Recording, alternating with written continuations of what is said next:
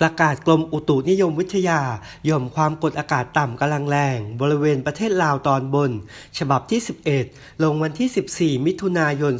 2564เมื่อเวลา 4 นาฬิกาของวันนี้14มิถุนายน2564พายุดีเพรสชันโคะงูมะได้อ่อนกำลังลงเป็นหย่อมความกดอากาศต่ำกำลังแรงบริเวณประเทศลาวตอนบนแล้วลักษณะเช่นนี้ส่งผลทำให้ร่องมรสุมพาดบริเวณตอนบนของภาคเหนือและประเทศลาวตอนบนทำให้บริเวณภาคเหนือมีฝนตกหนักถึงหนักมากบางแห่ง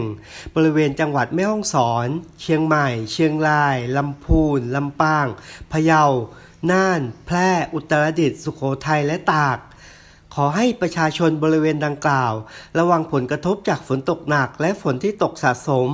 ซึ่งอาจทำให้เกิดน้ำท่วมฉับพลันและน้ำป่าไหลหลากไว้ด้วย